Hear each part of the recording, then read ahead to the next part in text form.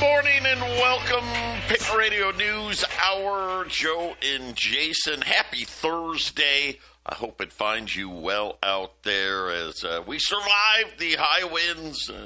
Power went out on a lot of different places, but the radio station persevered. I've been told, get ready for more high winds in the coming days in Colorado. Apparently now, yes, even the wind can cause the power to go out now. So, well, blame it on inflation. But I got good news today. We did get inflation data. Obviously, very late inflation data.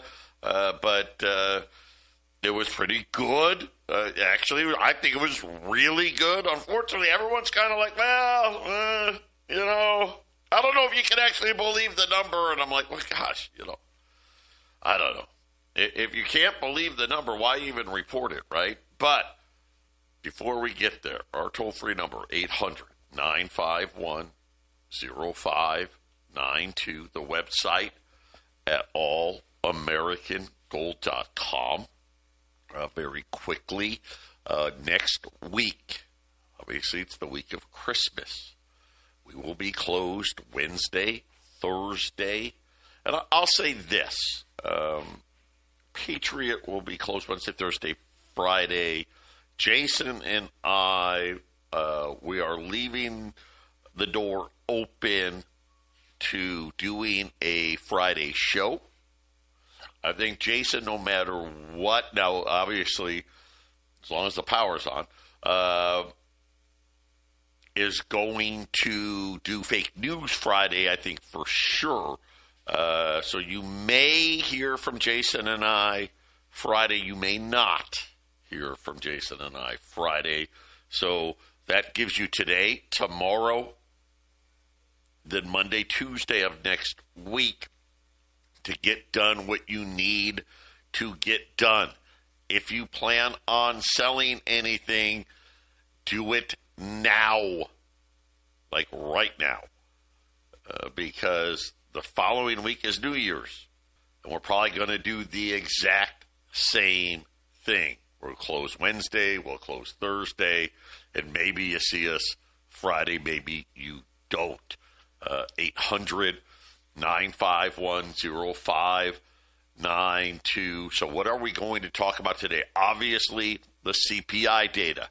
We'll talk about jobless claims. Matter of fact, jobless claims, might as well just get that one out of the way. 224,000, kind of just, I don't know, kind of just what it is. And it's just, you're scratching your head because they say the jobs data is not accurate, but, 224,000 jobless claims, which I'm thinking, like, jobless claims should be pretty easy. Right? Either you filed for unemployment or you didn't. It's not bad, right? I mean, it just isn't. So that was the number today. Then we have to talk. I have a lot more details now on Samsung. And I would say get ready to see more and more and more of this. And again, for most minerals, I don't care if it's gold, silver, copper, platinum, by the way, platinum 1900 and rising, palladium, those ones, but then you also, zinc, right? The obviously all of the rare earths, but very interesting, the details on Samsung when it comes to silver, and we'll talk about that in the next segment. Now, let's get to the CPI. Ready for this? A grain of salt is what people are describing their position this morning on the government shutdown, delayed release of the October-November CPI data. So I guess they just mushed it all together. I don't know. 2.7 was the headline year-over-year number. Everybody was at 3.1. So that's big, right? And that's a good big, right? They're saying, hey, the prices only went up, 2.7%. The core, 2.6% year over year. That was a number, basically, the estimate, 3%. Right? That was what most people were looking for. So another lower than expected number. There is very little additional data. I can't tell you where inflation got better, right? I don't know. They don't tell us. So it's just a weird report.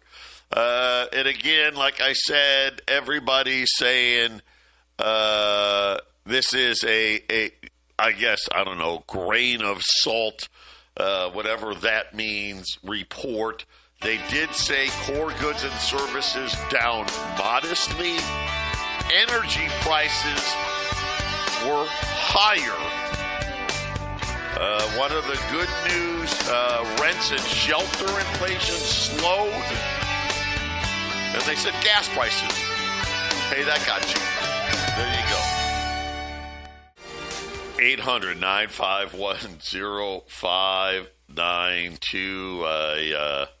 Well, I hate when they just change stuff, but I've got it worked out. Jason was trying to help me get the Rumble picture back looking reasonable. But listen, there's two things. Now that this CPI report is out, and everybody says, maybe it's accurate, maybe it's not. But hey, this is what I kept telling you, and I've been telling you. More rate cuts are coming, guys. I guarantee it. I would go as far as saying if they need to massage the data, I think they will. I'm not saying that happened this time, but it kind of looks like it. But we'll take it. Let's see what the markets think. The Dow, which has had, 3-4 down days in a row, up 400 points, right? Closing back in, towards an all-time high here. The S&P's up 80, right? They love that. The NASDAQ's up 400. Probably the best news, the 10-year note, 411. So, here we were thinking 4.2, 411. We'll see how long that lasts. I'll give you the 411. Probably not very long. Crude oil, it's up 50 cents, but still only $56 in change. I don't know what's happening, but in the last 3 minutes, gold has shot significantly higher. Right now, gold is up almost $30, $43.70, and I'm just going to tell you. Okay, ready? Are you listening? Yeah, listen. Because I don't feel like you're listening to me. Gotta listen. I don't think you are. Literally, if you were, you would have been emptying out your bank accounts, buying silver and gold right now. I don't think you're listening. 43.83. Gold breaks and closes above 43.83. That puts us on track for 5,000. Now, does that mean it goes right to 5,000? No, of course not. But you understand what I'm saying. That tells all the computers and all these people buy. Silver, man, the heart attack kid, right? The little brother. When I got here this morning, Silver was like, right around 66, got up to silver, I think, touched $67. Either late yesterday, early this morning, right? I think it was late yesterday. Late yesterday. 67. It went all the way down to $64 this morning in a matter of 5 seconds. And gold was down almost $25, literally in 5 seconds. I didn't know what it was, but I think I know what it is now. Everybody that still had shorts,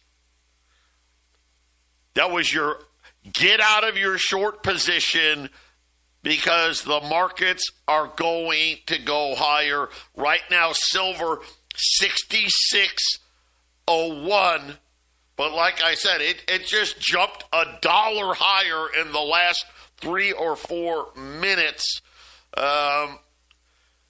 There's just no doubt here, right? The silver itself, I don't know where the top is.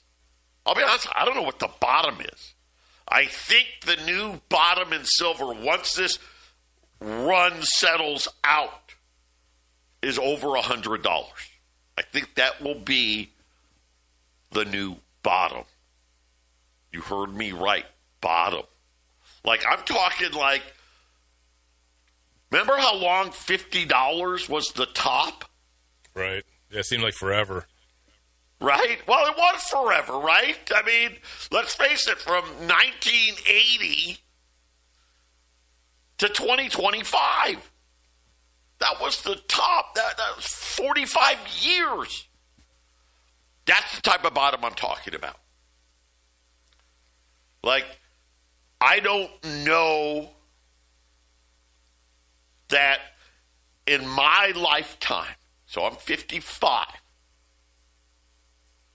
that we will see again, when this run is done, will we see a price of silver below $100 ever again? I don't think so. I don't think so. Why? Well, let's talk about Samsung again. So the deal apparently is done. They formed an alliance with Silver Storm Mining. By the way, that is a Canadian-based silver miner. The mine is in Peru. And the deal is that Samsung will provide all of the funding to restart operations. Oh, wait a minute. Not Peru. My bad. We thought it was going to be Peru. In La Pera Silver Mine Complex in Durango, Mexico. Yeah, Mexico. So this is, again, Mexico, right? Mexico, the one thing Mexico's got, silver. They got tons of it. Well, this was a mine that was shut down. Obviously, the silver there, you needed a much higher price to make it work. And wow, was it expensive to restart it. So I don't know, right? Was there some problem with the mine? Was it collapsed? I don't have any of the details. But in this agreement includes a 2-year takeoff commitment. In other words, Samsung's doing 2 things. One, we're going to provide Silver Storm Mining all the financing to get the mine restarted. Okay? At very, very favorable terms. 2, they've agreed to buy everything for the next 2 years without, and all of it in concentrate. So what does that mean? Hey, don't even refine it, right? Don't even refine it. We'll just take the concentrate and whatever comes out of the mine, we will buy everything on top of that. On top of that, Samsung says that they have the right to extend that deal.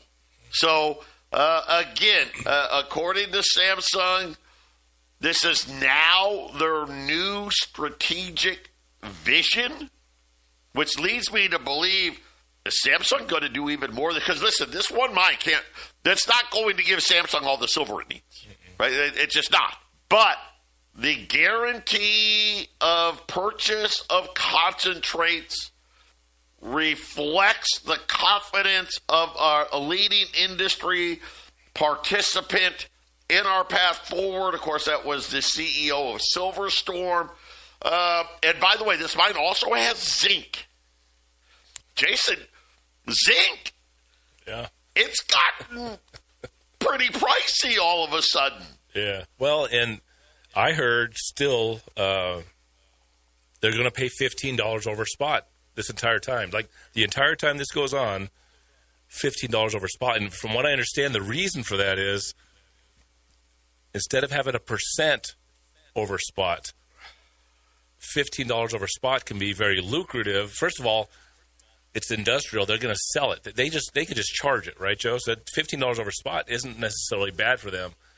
But if silver were to go to $200 or $300, that $15 over spot gets smaller and smaller and smaller. I think Samsung is saying very loudly that the price of silver is going to be exploding. And they're willing to pay, and do all of it, everything that Joe just said, and pay more for it because it's going to be cheap when they really need it, Joe. That's what I'm hearing. Yeah. I just, and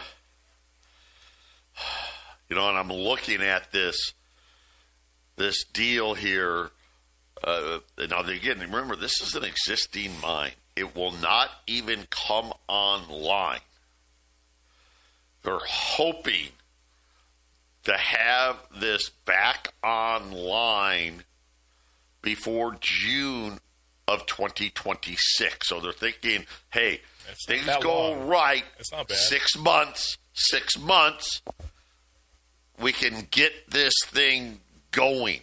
And this is why I'm so confident in, I think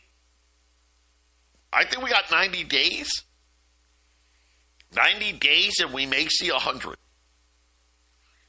90 days and we could see $100 silver. I think it's going to really come down to that March contract. How much, if we see deliveries like they saw in the December contract, look out. Is this going to be the last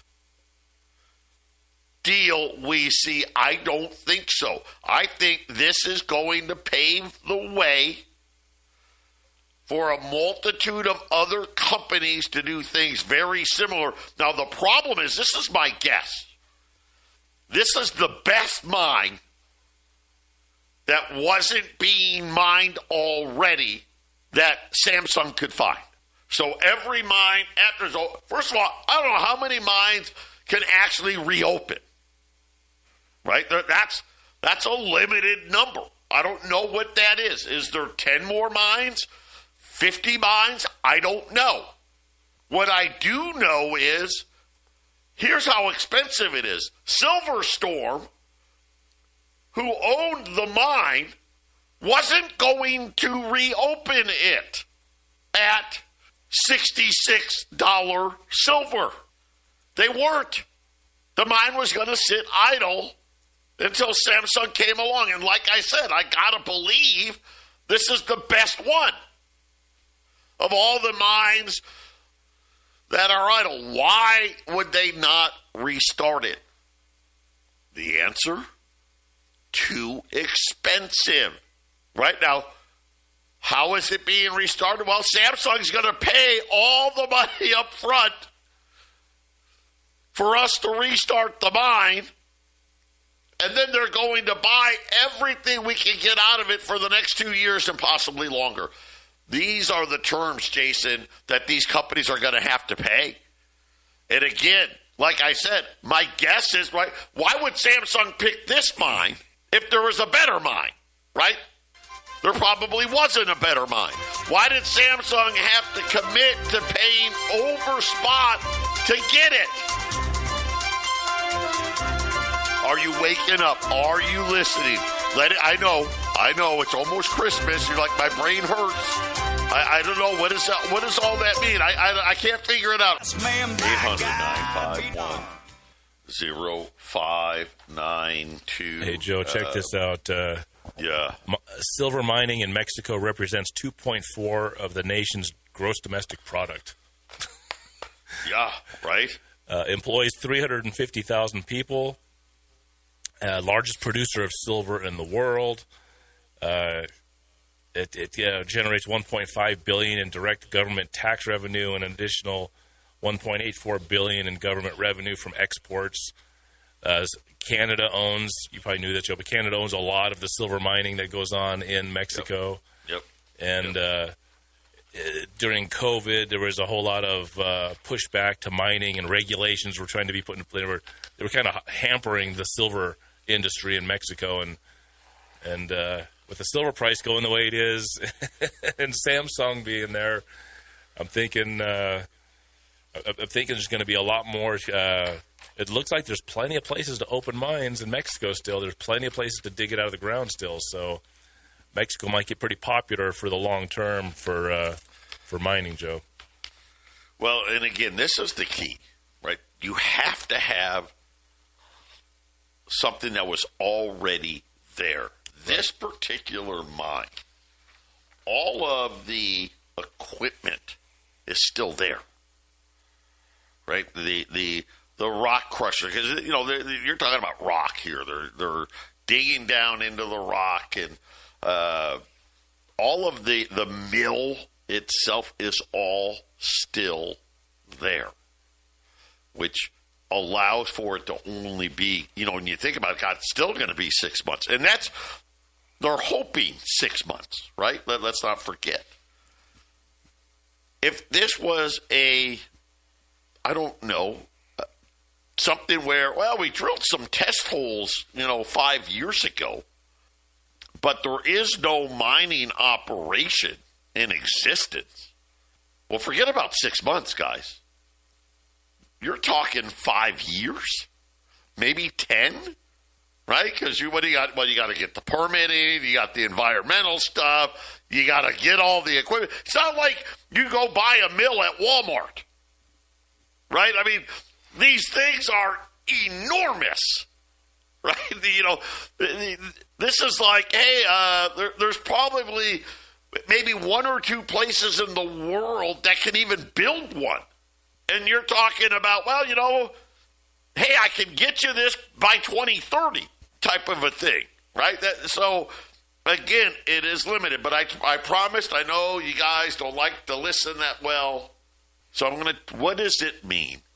It means gold and silver are going so much higher than anybody wants to believe, including myself. I'm sitting here talking to you about $100 silver and $5,000 gold, and I'm laughing in my mind because I honestly think it's probably going to be $250, $300 silver, 10 to 15 on outside chance, $20,000 gold. Why? Two reasons. One, the amount of fiat debt that's already exists, right? Listen, guys, if we were rounding up, the U.S. debt right now would be $39 trillion. Right. Okay? That's where we'd be. 39 trillion, because it's 38 trillion, 500 blah, blah, blah billion, $39 trillion. And guess what? They're printing more. Trump was on the air yesterday, basically without saying it outright, saying, I want inflation. Did you see that? All the 1.5 million U.S. military getting $1,776. Go spend.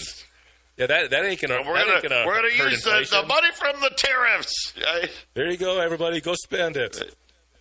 And $12 billion for the soybean farmers. I really think Venezuela is starting to make even more sense because with the oil prices dropping, if you're pushing for inflation, and I think it's full bore, all steam, just as fast as they can. I think they want inflation big.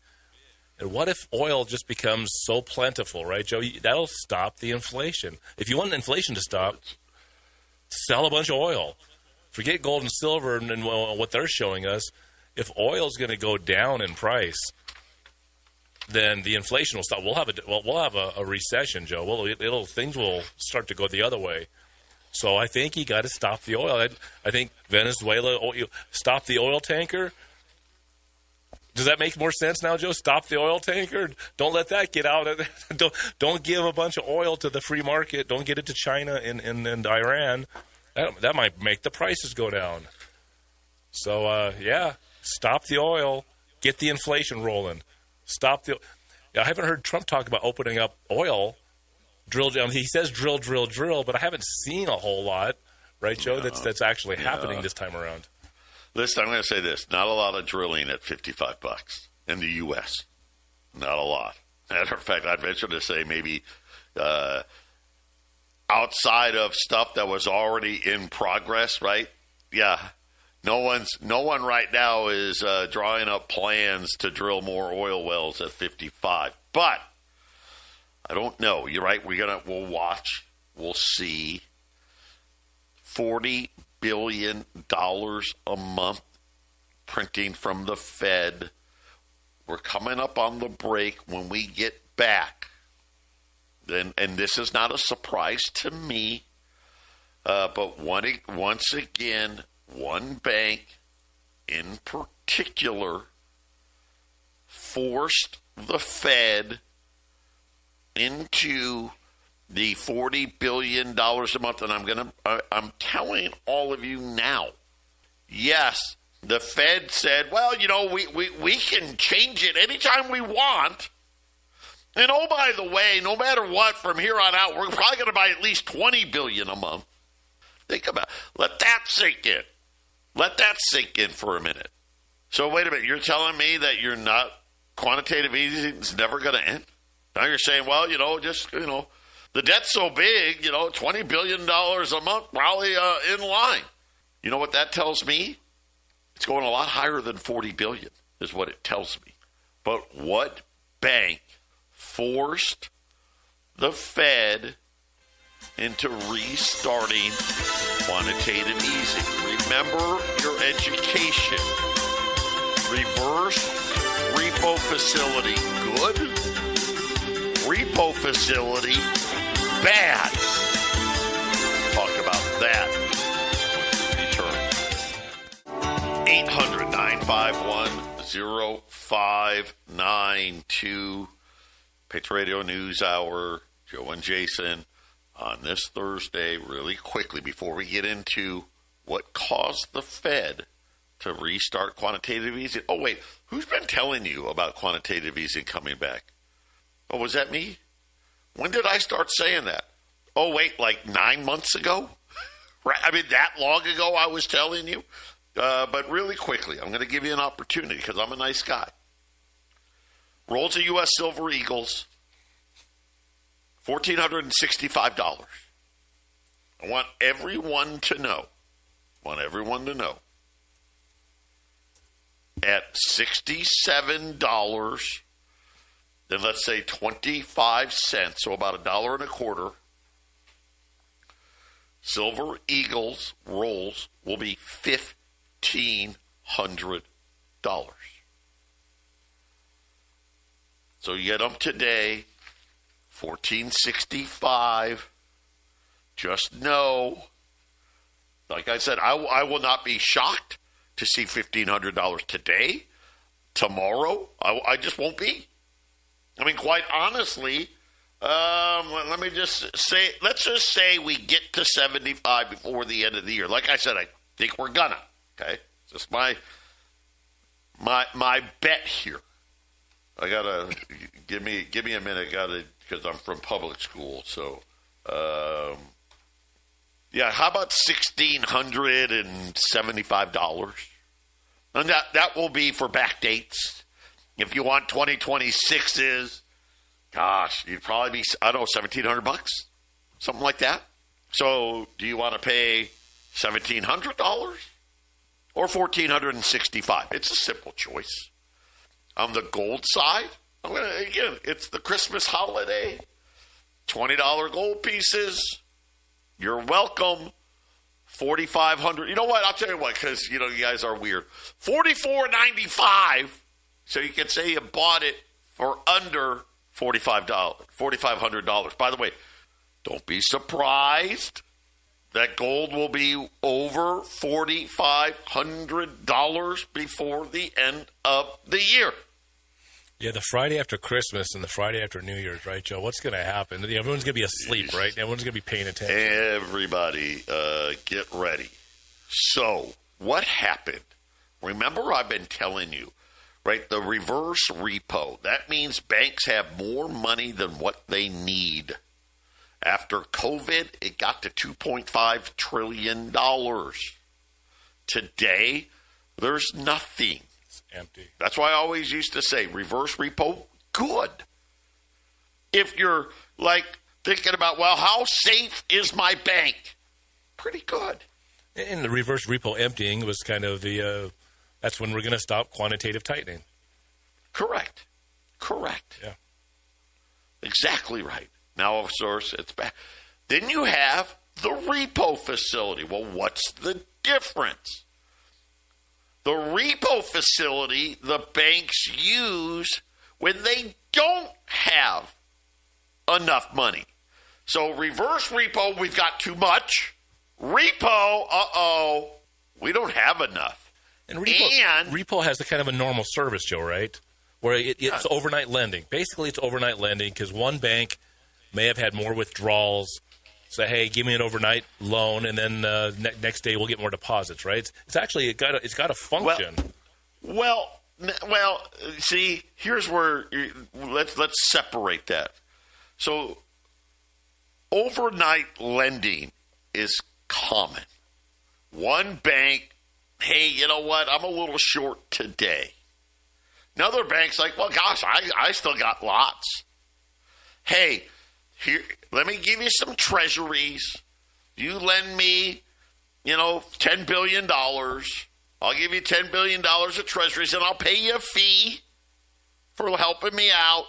And then the next day or the day after, whatever it may be, I'll give you your money back, and you give me back my treasuries. Okay, so that's overnight lending between banks. So you have, again, the reverse repo facility. All these banks have plenty of extra money, and they park it there, and the Fed pays them interest to do it. Then you have overnight lending. Overnight lending, some banks have too much, some banks don't have enough, and they swap, and the banks that have extra get a fee. And usually how it works is, hey, sometimes I'm the one borrowing the money, sometimes I'm the one loaning the money, but it's very short in duration.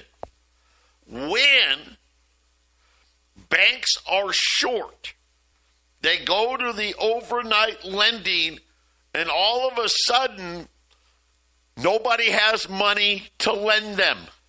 Then they go to the repo facility, which is the Federal Reserve making money out of thin air, saying, okay, you give me the $10 billion in treasuries, and I'll give you the $10 billion bucks, and then you pay me back later. And sometimes it's not that they don't have money to lend who needs it, is that it's looked like, well, I don't know if I want to lend to that place. I don't think they're solvent. Well, that's right. There's two reasons. So, in the overnight lending, there's only two reasons not to lend. Because you get a fee. So you don't lend if you don't have the money, and you don't lend if you think the other bank is on the verge of going under, right? Otherwise, of course you would lend it to them. Well, right now, who's the bank that's refusing to lend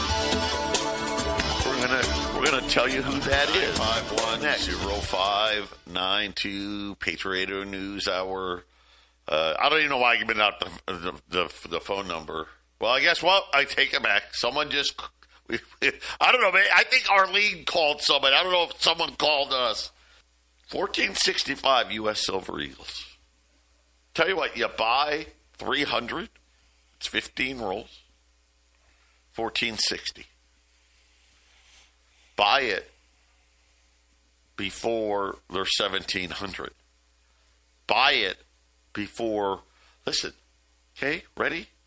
90 days, give or take, $2,000. Yeah. Hello.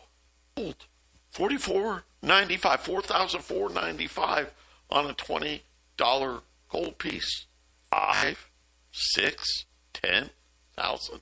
That's what's coming.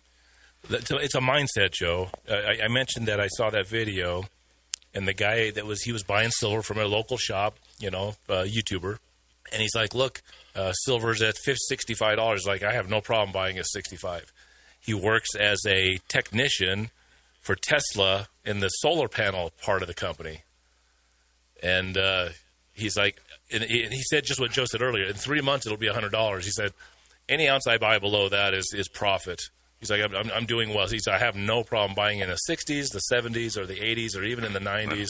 I'm going to keep buying as much as I can because his mindset is 100. If you're thinking $100 silver and you're thinking $6,000, $7,000 gold, but everything we're selling right now is putting you way ahead very quickly. And we don't get to do this all the time. This is just the way the market is now. The last couple of years, we don't control it. This is what's happening. Yep, just like at Samsung. They don't mind. They don't mind at all. By the way, so back, who is it? Who ran out of money? The biggest overnight lender, J.P. Morgan Chase, has run out of money to lend, which has forced all the other banks into the repo market. J.P. Morgan's cash deposit has fallen by 57%. So the excess money they used to have, they no longer have, and the Fed was forced to once again step in and start quantitative easing once again because the biggest U.S. bank doesn't have any more money to lend. They've withdrawn $350 billion in cash from its accounts that they had at the Federal Reserve. So think about the reverse repo market. J.P. Morgan alone had $350 billion in there. And listen, this isn't going back 3, 4, 5 years ago. No, we're just talking about a year ago. Gone. Well, they had to buy 750,000 ounces of silver recently, right? Their balance sheet went, yeah, that's true, from $409 billion at the end of 2023. They're down to $63 billion. Uh-oh. By the way, their treasury holdings was $230 billion, now $450 billion. Yeah.